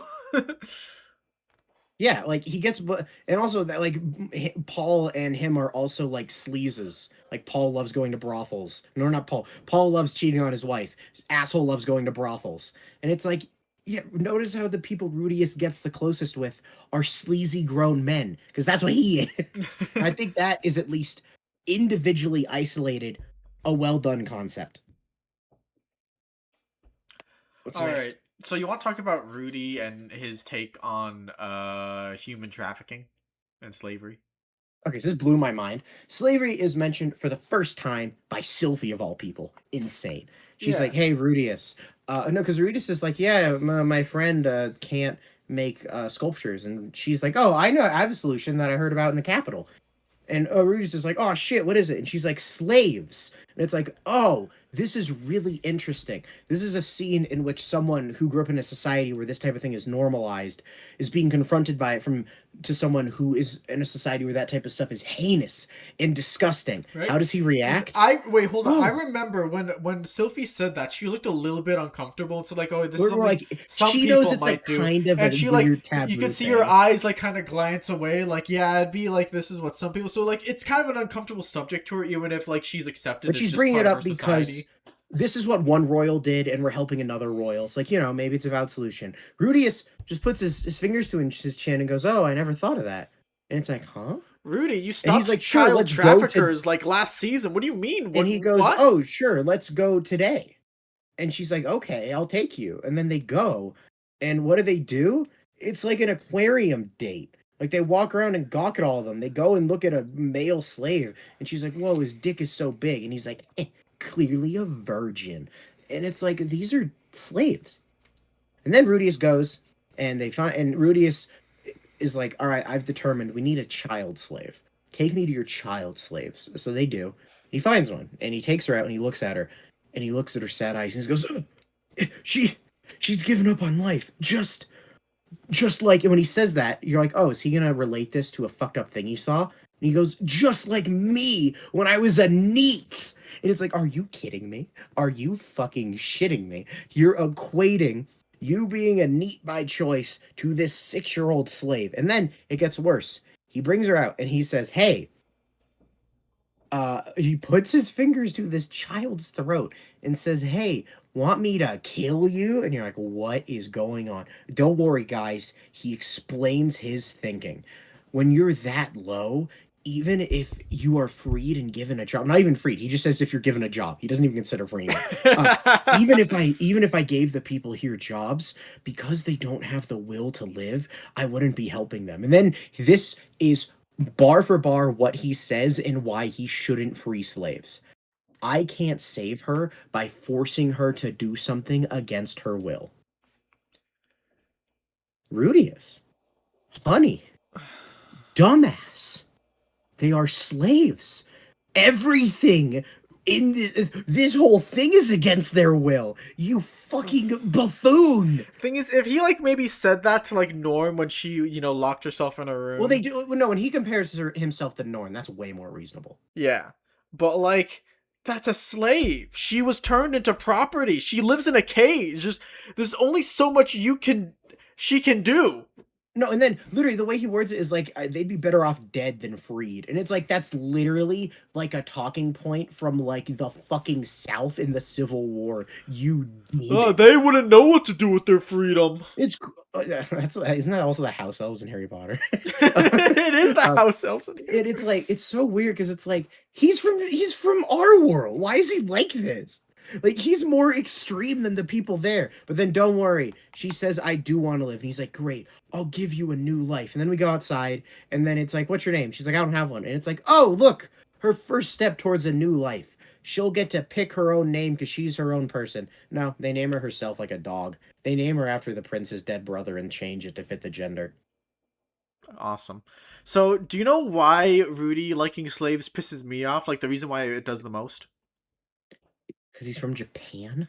No, the reason that it pissed me off the most is because when Aisha is building that fucking fence, and like Sylphie's like, oh, it'd be nice to have some help around the house. Oh yeah, we should get some help around the house. It's a big mansion you bought us, so it'd be nice to have a little 9-year-old maid doing all the work. It's like, okay, Rudy, send her to school, buy a slave. Buy a slave. He's pro-slavery. He doesn't care. You're pro-slavery. Buy a slave. Make them go find another little girl with hope in her eyes. You might have to kill a few. And then send your little sister to school. Send her to school. And then get a slave to manage your household. Do that. Be consistent. It's so crazy that the reason he's neutral on it is because it's like, oh, they're so sad that freeing them wouldn't do anything. And it's like, they're sad because they're not free. What are we doing? Like, that is so stupid. And there's something, Aisha doesn't want to go to school because she's already so smart. She already knows all this magic. She doesn't have to. It's she's 9. Send her to school. She needs friends. She should have friends. Go to school. I've taught 3rd graders. I've met 3rd grade prodigies. Those little shits should not be taken out of school. Probably would have had an easier time at school if her sister, who was her age, was also there. Sure, they bicker all the time, but she's a familiar, friendly face. Yeah, and also Aisha's more outgoing than she is, despite the fact that she spends a lot of time in the fucking house now. So it's like, okay, that would help her, Norm, like make friends, because Norm is like very shy and a little awkward around people because she's never been to school before. It's crazy. I fucking hate Rudeus Greyrat. I want to kill him, and then I want to send Aisha to school. Oh, wait, no, I know what's next. If we're done with the slavery arc, it's time for the Sylphie arc. Hooray! Oh, boy, all right, so Rudeus... Don't you like Sylphie? Isn't she Rudeus rapes a second teenager. Hooray. But don't... Isn't she a dairy It's insane how they treat it as... curing him. She cured him by giving him an aphrodisiac, and also his boner is slowly coming back because he's seeing another child. The only way to free him from one of his grooming victims escaping is to reunite him with another one. Actual demon. I wish she kept her glasses, her shades. That would have been nice. Oh, and then, they drink an aphrodisiac and fuck. Great job, Rudy. You've done, like, double rape, you fucking demon. It's awful. I hate it. Because the thing is, like, it's also the whole, like, grooming, not grooming thing. Oh, he was separated from her when she was 6, so he couldn't actually groom her. Except, she only had love for him the whole time. So, like, no. He was detached from her, but she was never detached from him emotionally. So his grooming worked. It was extremely effective. They hadn't been reunited in 8 years, and all she could think of was him. He just did it very effectively. Demon. And also, Sophie was very sad. She got a solo episode with the princess who said, "You're eye candy. I like you. Come sleep in bed with me." And it's like, Sophie, just go for her. At least she's your fucking age. I remember the scene where they met. It's like actually like in episode 1 from like, you know, other shows where it's like, oh, Like a magical girl. yeah, like, oh, my new magical boyfriend or girlfriend fell from the sky and killed a monster in front of me by accident. Like, it was like, it was kind of funny. But you know what's not funny? What's next? You know what's not funny? What? I'm still mad about Aisha. I'm too. I'm still mad. I have it in my notes. I'm still here. mad about the. I'm still mad about the 2 characters he raped. I know. I think I have it in my notes. It's like the conversation. It's like, oh, do you like your like full little sister better because you have the same mom? It's like, okay, this is a conversation that they should have. Unfortunately, you made her a maid and sent the other one to school, so clearly there is like an undeniable divide that you have not rectified. But no, it's okay because that's a him. divide she wanted. She's a very smart 9-year-old. She knows what's good for her. And also, Puff, you forgot something. What? You forgot the worst part about Sylphie. What's the worst part? The morning after. We had a very funny scene where Puff and I looked at because they showed that she bled because wow, he took another girl's virginity. They fetishize that. They're weird. And he gives a little pat, little stroke, the blood on the bed. We're like, that's gross. Next episode happens. We look at the bed. There's a little square. Puff said, oh, they stitched it up. I, because I'm on this show's wavelength, went, no, he cut it out. And he's walking towards his shrine. And Puff was like, oh, no. No, I looked at her like, no.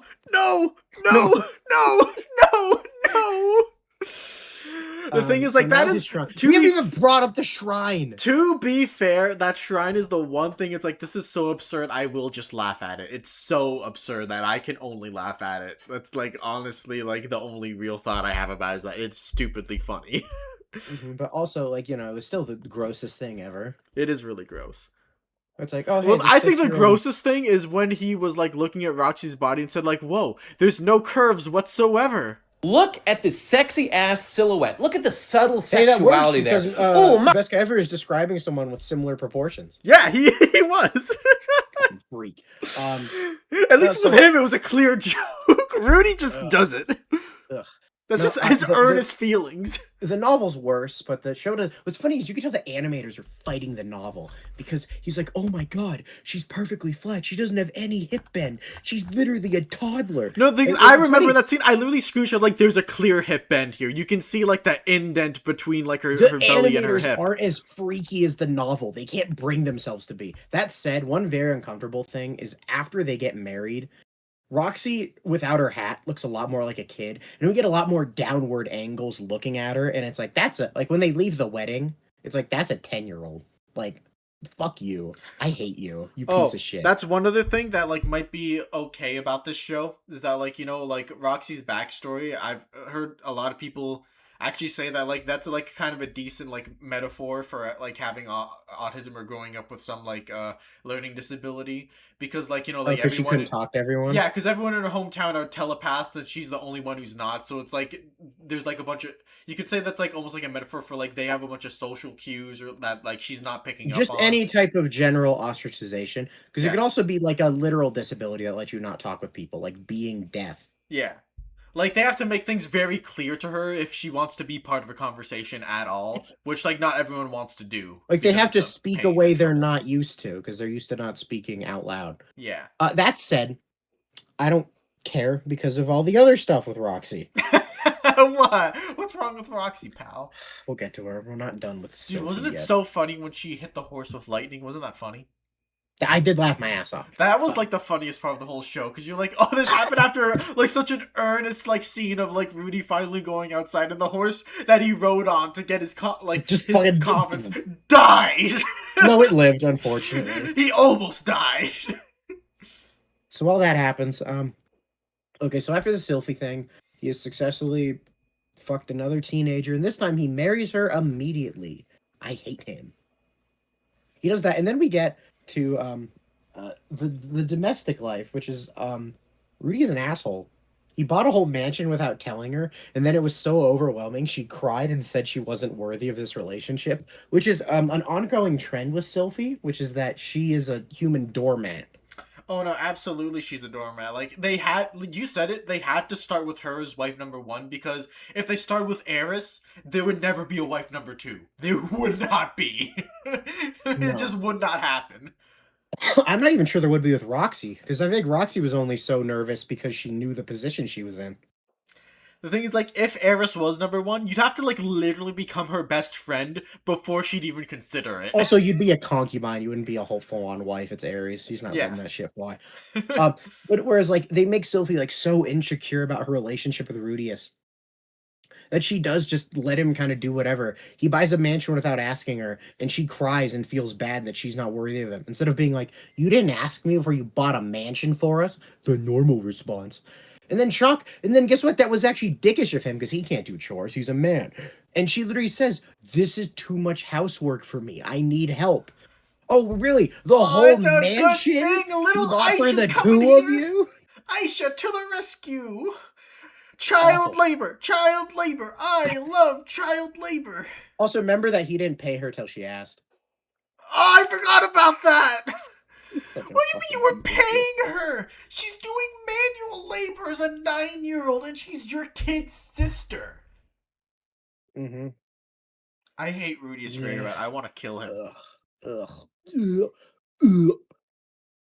Also, like, another proof that, like, he very clearly was an adult and not a kid is he has no close feelings for Zenith, even though she raised him more than Paul did, because he was too busy being a perv and didn't care. Oh yeah, no, that's one thing. Like I saw Twitter arguments about that, and it's so clear that like, especially in the novels, that like he never saw Zenith as his mom, even though he started feeling like Paul was his dad. Yeah. Almost like this show doesn't respect women or something, which I have a whole thesis when we get to that. Okay, so the domestic life sucks, and then we get a very exciting conundrum. Is Rudeus gonna go save his mom, or be there for the birth of his child? It's a fun, realistic maybe, and then he gets to teleport and do both, whatever. And that, which, you know, it's like it's supposed to be the reward for him helping What's Her Nuts, but I don't like it because I don't feel like Rudy should be rewarded. I kind of like what they did with What's Her Nuts. I'm forgetting her name now, even though I remembered it earlier. Other Japanese girl who got Isekai, where it's Mask Girl. you know, like she like failed her attempt when it was just like her and Rudeus because like she was just boring him for And his she got magic. depressed. And then she got depressed about it. And then like Rudeus says, "Hey, I made a bunch of friends in this world who know a lot about magic. Let's get like a fucking group together and start brainstorming." So then he does, and then Where it's that, like she needs to stop isolating. that kickstarts her like, you know, like new more successful attempts because like, oh, she kept viewing herself as isolated and, you know, foreign to this world, and so she didn't want to like get too ingrained with it and make too many friends or whatever. Yeah, I thought that was which cool. She's like, unironically, like her and Paul are probably like the best written characters in the show. Yeah. Probably. But then things happen. We go. Also the. I'll get to that. We go to save Zenith. Hooray! Roxy falls for a teenager when she's 50. Good for her. It was an investment. Paul dies. Paul. And then Rudeus gets so sad. He's so sad. He's so sad, Puff. He's so sad that his dad died, that the only cure is sex with Roxy. Let's talk about Paul for a second. Like, is that like the best way to take his character? Like, maybe it could have been better, but like, I'm satisfied with it because it's like he died. It's like an easy out, but it's a fine conclusion. Yeah, like, oh, he died to try and get his family back together, and he did. With this success, they're all back together, with the exception of him. You know, like, and also Zenith is like barely there. Yeah, the thing is, Zenith is a vegetable now, but you know, like, if you asked Paul, he still probably would have said, "Yeah, that's worth it. I would give my life for that." Oh no, he thought she was dead and still wanted to get her out. He said he literally didn't care. Yeah, so like, I kind of like that. I think that's an okay end for Paul's character, and that cements him as one of the best characters of the show. Mm-hmm. He's dead. He can't get worse. They could retcon him to be a monster. Okay, and then can I do the sad sex now? Yeah. Pity sex. So Roxy has Rudeus is so sad. The only way to cure him from his depression is sex. Give me That's that pity weird. sex. Which is then where I'm going to bring up a thing of how I praised the show for something and then regretted it like 3 episodes later. Where Mask Girl is depressed, and they say, is she sick? And Rudeus says, basically. And it's like, oh, this show treats mental health very seriously, as a serious problem that needs to be treated seriously. But then when we save Roxy, they say we need to go back in soon. If you leave a dungeon too long, you're cursed and can never go back in it again. And we're like, oh, that's a cool mechanic. And then Rudeus says, oh, that's their term for trauma. And we went, huh? For like 3 minutes. All right, like I guess like maybe like it's like that's not how exposure therapy works. Conceptually interesting that like in this universe that's like like a little more mystical, maybe a little more supernatural. They explain things like that through those terms, and so don't view mental illness. No, it's a cool idea. The problem and maybe is Rudy, as a guy who was depressed in our like modern world, would be like, oh, I recognize what that is. Like that's kind of interesting. Or the problem is that's not how trauma works. Yeah. Like, what do you mean if you go back in 3 days, you get over it, but if you wait a month, you keep it forever? That's not how that works.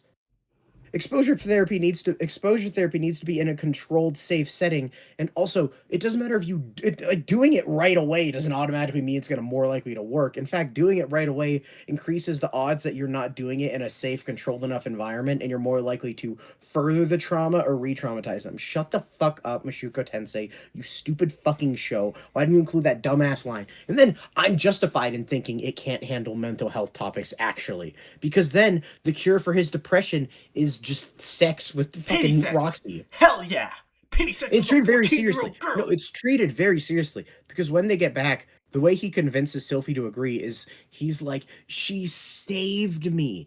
And now that she saved me, we've had sex, and the only way she can be happy is with me. And I want to be happy with her. You hero! You selflessly took on the burden of a harem to save Roxy from her depressive pit of sadness. I'm fine. What a hero! I'm fine with fucking polygamy and stories. I don't give a shit. I hate that it's done through the lens of Sylphie's a doormat who thinks she's unworthy of anything. So it's like, well, if you love Rudeus, so do I. And like, if he met you first, I'd want to be taken as a concubine too, so like I guess I have to agree to it. And then so God. Human doormat when he was like, Roxy saved me, I was like, that's a pathetic fucking excuse. You're a pathetic human. And then you after that pathetic, we have Rudeus Greyrat. We have like an equally bad thing of like where it's like, I need her to make her happy, it's my job. And it's like, why can Roxy only be happy with you fucking narcissist? She's a grown fucking woman. Why can she only be happy with your bum pedophile rapist ass? Fuck you, bitch. I hate you. Because like it's done through the lens of like, it's the only way these sad fucking women can function. And then something much worse happens, which is a few episodes later. I'm skipping to it because it's part of the same thesis. We get the awful line, first of all, where Sylphie says, let's be like Zenith and Lilia. And it's like, are you telling Roxy that she's going to be the side bitch? Are you negging her? Yeah, are you saying your bloodline but... shall forever be maids and servants to my bloodline within this family house? Is that what you're saying? Because that's what happened to Lilia and Aisha. Aisha's like they're pretending 9-year-old child servant. Like, they're pretending it was wholesome when it never was. It was always bad, what Paul did, and this is also bad. And then what's really funny is later on, what Rudeus says is, don't worry, I won't cheat on you guys again, because the only women I will marry are pretty ones who save me. And then Sylphie says, I call bullshit. I can't wait to see the next one, which, good on her for calling bullshit, but also, I hate you. Why are you inviting more? And then, worst of all, is, what he said, I only marry pretty women who save me. And it's saving him from his erectile dysfunction, which is from trauma, and then the sad sex, which is from trauma from his dad died. And it's like, wait a minute, Rudeus, these aren't your wives. These are your therapists. These are your emotional support animals. You fucking loser. Get a therapist. Fuck you. Yeah, at this point, we were just like, we hated the show and Rudy so much that like any goodwill it may have had is just like, well, we're just gonna dick on the shirt we don't like 10 Well, that was also just a really fucking stupid line. More now. So like at this point, there's like, this is when it really became a slog, I think, is like the final half of season 2 and onward. It didn't help that it was really fucking boring. Like, even when it does something interesting, I no longer have expectations for it. Like, how long until it gets ruined by something? I don't know. To follow through. Yeah, it just doesn't. It's not good. Any other notes? If not, I have a big note. All right, let's see. What else do I have here? Oh wait, no, I forgot about his real morals thing. I brought up how like he's from Japan, so like it's kind of weird that like he's so neutral on slavery and like horrified of murder, which makes sense, but really neutral on human trafficking. Like kind of just like mildly uncomfortable. Yep. Adding to that is his cringy ass Papa Bear protective big brother shit that he does with Norn. It's so fucking cringy and unearned. It's like, if anyone, it's so funny too, because it's like, oh, did you guys mistreat my sister? I'll beat your ass. While his other sister is a stay-at-home maid. And also, later on, when he threatens to do that once, his friend says, hey, your sister walks around at night in alleys with kidnappings. Be careful, okay? And he's like, okay, I guess. And it's like, wait a minute. The idea of your sister getting bullied, you make the scary, I'm going to show them what for face. You get warned by your friend that she might get kidnapped. You're like, oh, yeah, I guess I'll be careful about that. We never see him do it. Like, Up to literally, this like, point. Rudy and Paul are both literally, like, I take a bullet for my wife, but I never wash a fucking dish. Yes, And, like, which with is, Paul, at least, like, you know, like, they're, like, on him about that, and it's like, oh, yeah, he's kind of a scumbag. I mean, not enough. He never does a dish. Well, yeah, sure, like, they do, but, like, at least, like, you're clearly meant to, as viewers, you're meant to see Paul as a very imperfect person who did genuinely care about his family and tried his best later in his life to make up for the way he treated them earlier. But with Yeah. Rudy, it's just like, you're supposed to think he's pretty cool for the most part. Yeah. Now, I can use it as the perfect segue, Puff, to this show I hates. still have stuff about Aisha that I fucking hate, and we. What else are you gonna say? Okay, what first else is there to say? Okay, first we did talk about her saying, "Do you want a dinner, bath, or me?" Right? Yes, I brought it up. Yeah. Who taught her that? Like, who the fuck taught her? Because she's not leaving that house. So, like, who in the house taught her that? It was probably Roxy, because Roxy's a pervert. okay. Anyway, so like another thing, like the thing is like Zenith coming back as Potato could have actually been like super interesting, and it had a lot of like genuine, like powerful narrative irony to it. If Lilia wasn't still dressing up as a maid and content to be a manservant, because if they were truthful and said like you're getting part of the family now, and she stopped being a servant, and they were both like equal parts of equal wives in the household, then her like Zenith coming back and now she is now still like in a way like cosmically destined to wait on this lady hand and foot until she dies, but in the sense that like the power dynamics just shifted so much where like Zenith is now like literally she can't take care of herself anymore, and she needs her like what would have should have been like her like new found friend or like spouse in marriage to take care of her, but now it's just now her maid, who has always been her maid and is going to continue to be her maid, is just going to be her maid for the rest of her life, and it's like, well, I'm so glad you were content to be the maid for the rest of life. Isn't that great and convenient for everyone? I'm kind of gonna add to that. Of like, that's the reason you can't enjoy any of the kids and like the look at this happy family dynamic. And the reason you can't enjoy the adults thing is pretty simple. Every time Sylphie is like, "This is such a happy family. I'm willing to put up with you having two wives for the sake of our happiness.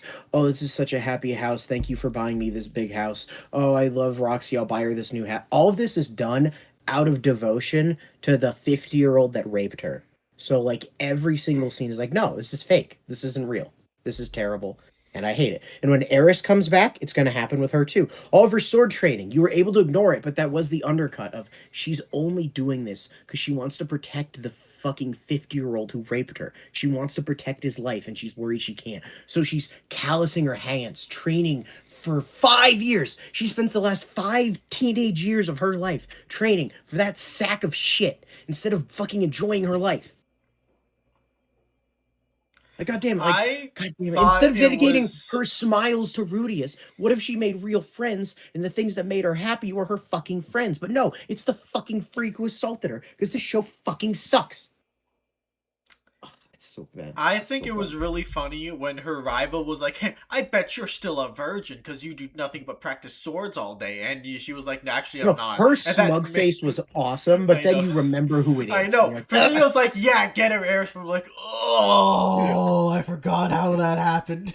Like, every scene is undercut by the fact that Rudeus is a fucking monster. That's what I think of, like, is this a redemption story? It's like, I don't care.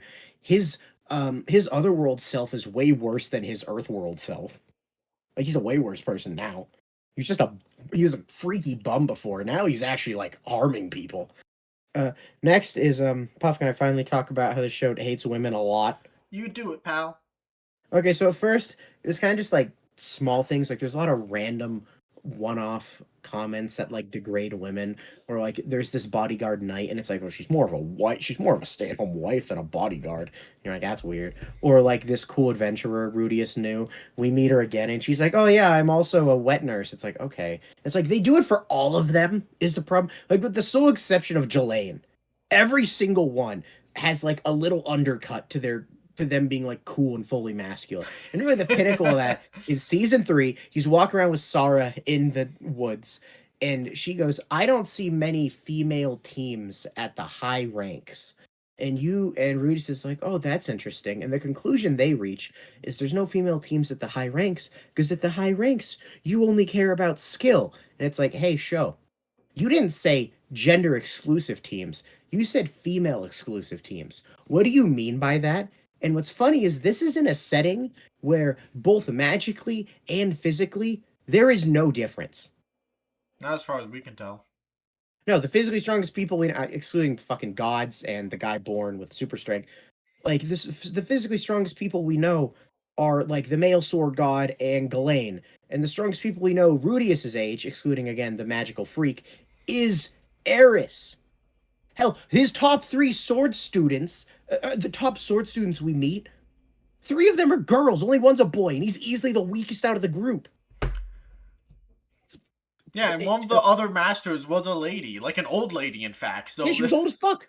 But it's like so clearly bad. Because this whole world is based off D&D, you know, it's like, yeah, whatever. Who cares? Like what like gender or race you made your character? Like, you know, anyone can make it to the top. It seems. You know, I said every slightly cool woman is domesticated in some way. In a universe where men and women are physically and magically equivalent. And then also we get this stupid scene where Rudeus is leaving. He's like, I'm the man. I'm the head of the household. I have to leave them. I can't believe I'm doing this. And it's like, you're the what? You don't do shit, bitch. The head of your fucking household is a 9-year-old girl mopping the floors every day. And before that, it was Sylphie. You're not the head of shit, you fucking loser. He's not, you don't do it's not even like, he's the breadwinner. He got a box of jewels from his dad, and is just like, well, this is how we make our money. I got the box of jewels from my dad so I can focus on school. What's funny is the second box of jewels is also Roxy's box of jewels. It's like, no, bitch, it's so funny because it's like, you're a bum. You don't earn your keep. We've never seen him do anything. He truly was a jobless reincarnation. It's actually crazy how I would love if this gets addressed in the novels, which it probably won't, but it's just interesting how to this point we've never seen him do anything domestic. Didn't he offer to cut food once and we never even saw him do it? Yeah. That was it. It's so fucking infuriating how like it's such the like traditional take on like fucking like masculinity and like patriarchy, and it's like, but these are losers. Like Paul and Rudeus, as you said earlier, are literally the embodiment of I will die for my wife, but I would rather kill myself than forget something like feminine, like wash the dishes. He won't put up a fucking fence. Oh, also, I hate that when he loses his hand, his new one is literally, so far, this could change, his new one's just a buff. Like, there's no downside to it. The thing is, like, I at the very least, like, again, like, it's actually more believable with Paul, because Paul actually had a job, like for one, and then, B, he was an asshole.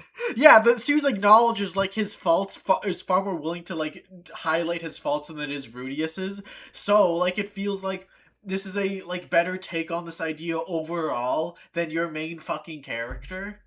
No, it's crazy, because Rudeus is just, like, a bum of a husband. It's like, do something. You fucking sack of shit. Do anything around the house. You fucking scumbag. I hate you. Like... At least we saw Paul chop firewood. I don't think we even see Rudeus do that. No, remember Sylphie was doing it. While she was pregnant. Good show. It's so... He says magic! So much of this would be so easy! Why do you have a child made? Also, it's kind of similar to this, which is kind of just an annoying thing, which is a lot of adult men can see through Rudeus's bullshit. No woman ever does. Well, the maid. The closest we got was the maid, and then she called him Lord Rudeus. Yeah. It's infuriating. No, Puff, at the very end, I put Eris makes me want to throw up and cry and then give her a hug. You poor child. Why That's is how this happening Aisha to makes you? me feel. Mhm. Poor girl. So basically, conclusion, we didn't like it very much. I'll give it this. It was a more interesting watch than I would have thought because it had faults I was not expecting and also virtues I was not expecting. As little My as they were. inability, As little as they were. well, and every virtue was undercut by Rudeus fucking sucking. It Yeah. is interesting how like a lot of people are like, "Oh no, if you ignore that, it's good." And it's like, I don't really agree. Like the racism being a curse passed on to them by one guy, that's fucking stupid. Fuck you. I'll That's give it this. stupid The as shit. plot is like interesting at points because, like, you know, like when Rudy like meets other Japanese girl, it's like, oh, he's kind of already lived through what she did because, like, as You a bring up plot, but you keep bringing up the only good character. 13-year-old boy, he was teleported away, so he can somewhat kind of relate to what she went through. So like the plot is good sometimes, like I'll say that unironically, but only Very, very, sometimes. very rare. It's also very slow and boring a lot. Dude, the school slice of life comedy episodes suck. Yeah, I'm not The a last one was one of those, and it sucked. They're so slow and boring. God. Like, I guess what's funny is, like, I'll bring up, like, a very, just, like, common talking points I saw online, which is, like, why do people like Master Roshi and Jiraiya and Binetta, but not Rudeus? And it's, like, one, they're not the main character. Two, they get punished by the narrative. yeah. Because here's the thing. The problem I have with most slapstick in, manga is that it's not treated as serious, like most pervy slapstick is it's not treated as a serious violation. It's treated as oh they're just immature kids Boys being will be kids, boys. which is like that's bad. But at least the series understands it's bad. They just don't treat it as bad as they should. And then there's something like a Kami Got Kills sequel, which fetishizes it. But even then, the point is assault and rape and perviness are bad. Or then you have like even SAO, which a lot of its scenes are not tasteful, but they're being done by villains who either get mutilated or die. But then in Mushuko Tensei, it's not. It's treated as like mildly like it's either at worst it's like Mineta perviness without the slapstick punishment to they don't even acknowledge it as bad, aka when he rapes children. I hate this show. I hate this show. I hate Now, this show. we got a lot of comments and, some people defending the show. We're gonna get into that next time because this Oh video is yes, already... please comment This is your gonna book be a defenses. multi-parter because there's a lot about the show to unpack, about the discourse around it, Oh, can and... we bring up one really funny one? What? We watched Mother's Basement video where he simultaneously said Rudy is very clearly an adult and a creep, but also watching his chemistry and romance and falling in love with Aries Bloom was really fun. And it's like, was it? Was it really? Was it really fun? Did you have fun with that? Yeah, okay, and, like, one video we're anticipating a lot is the video made by Hot Boy Spicy, because we like him. I We just think he's assumed cool. yeah, like I love his Naruto videos and I like his One Piece videos and I think he had a good Bleach video. Here's just the thing. Knowing him, he definitely has read all the novels and is going to spoil the fuck out of us if we don't read the novels first. So Probably. we're waiting. Yeah. We're waiting. A lot of Yes. faith in him. The thing is, like, But he's like I'm one... very suspicious. Like, I'm willing to bet he's looked into stuff that we haven't because we only saw the show once, right? So like, I'm willing to believe that he's gonna make points we haven't thought of yet, and like if there's a steel man out there, it's him. So like, Yeah. so like Here's here's the plan. I think like maybe next week it'll be like like like the discourse around it, the defenses people have made for Mushuko Tensei and the Mother's Basement video, and then we're gonna have another one about the books because unfortunately the guy who won the contest, the contest was we will do the whole series. The anime has only covered like let's be half honest, of it so we far. want to. Like we don't want to read them, but we want to be able to argue with people who say, no, the books make it good. Because I don't believe them. But it's just the thing is, dude, like, it's like 13 books you have to read, and that's like a daunting task because I'm not sure I'm gonna like any of it. It'll be interesting. And the thing is, like, I remember, like, I just binged like a bunch of Michael Moorcock books, the Elric Saga and its spin-offs, and the thing is, I have not read 13 Michael Moorcock books yet in my life, but now I have to read 13 Mushuko Tensei novels, and it's like, well, at least they're light reads because the prose suck. No, they do. They are not very good in the first book. So I'm willing to bet they get better as that goes on. Because again, 26 books is a lot of experience for a guy to get. I'm willing to bet. Like I am maybe like the one hope I have is that like the series like started with an awful premise, but then like as it went on, the writer like got better at writing, which is Learned why what to do with sometimes it. interesting things or subject matter Like or like maybe once characters Rudeus is crop up. adult, all the creepy stuff goes away. That's kind of my hope. Like maybe like the final arc will be like a fucking masterpiece or something. Like that's the best hope I have. So like Puff, my hope is once we get over the third wife hump, and then we just do Don't whatever- say that. Don't say that with Rudeus. Once we get over that, who is, you know, another child he's assaulted. Once we get over that, and then we just deal with the plot with the dragon god and the man god and all that shit. Everyone's now an adult. I don't think he's gonna hurt any more children. So outside of the fact that his victims are present, maybe I can just enjoy the story going forward. Please, God. That's the hope. It's possible that he gets a fourth or fifth wife and they will be his sisters, and I'm really hoping that's not I the have case. complete faith. My hope is I would have heard about that. However, I also didn't hear he was a rapist. So maybe people are just bad at bringing up why the show's bad. Okay, and then, just quick things. Because we have multiple commenters who like this novel series. We're not calling you a bad person. We just can't click with this at all. I know, we just cannot, like, again, like, if there's stuff you like about that we haven't brought up, you know, like, absolutely feel free. Feel free to talk about how the early... whatever comments you want about it, like, you know, like, because, again, like, clearly we did don't not defend fuck with Rudy this as thing. being... You know, don't defend Rudy as being a rapist, but like, if there are any like good aspects that we glossed over because we were too busy hating Rudeus with our heart and soul, No, bring them up. Yeah, that's the thing. And just like I don't fault you for liking the show because, like, you know, like whatever you want, right? Just do not defend it while saying it's something that it's clearly not, because that is a lot of people defending Rudeus. It's just people pretending like, oh no, he's just a little boy with the memories of like a Japanese 30-year-old man. It's like, that's not true. Please don't tell me that. But you know, if there's any aspects you think we've overlooked because we were distracted by hating Rudeus, share them. I'm curious. I'd love to hear the perspective of someone who was able to enjoy any of this, because by God, was I not able to. I got mad when Mother's Basement was like, it's so fun watching Rudeus be a teacher. It's like, bitch, I'm a teacher. If I saw someone teaching the way Rudeus does, I'd kill him. Okay, I guess like one thing though, if you have a comment about the novels, try and save that for like the next Mushuko Tensei or video, just put like a spoiler tag top of it, so I skip it, because I read comments. Yeah. That's all. Otherwise, commenter, good job. You got us a lot of material with picking this. Great job. I curse you and your entire bloodline. Not really. I already told him, don't feel bad that you made us watch a bad thing, because we'll get content out of it. Oh yeah, no, like honestly, this was fun in its own way. Like, again, like it's just a joke. Don't take it too seriously. I loved calling in our normal friends at the end of the watch session to tell them what happened, because oh my God, were they getting increasingly more floored at how bad he gets. Okay, good night, everyone. Goodbye, everyone. Goodbye. This was a bad show.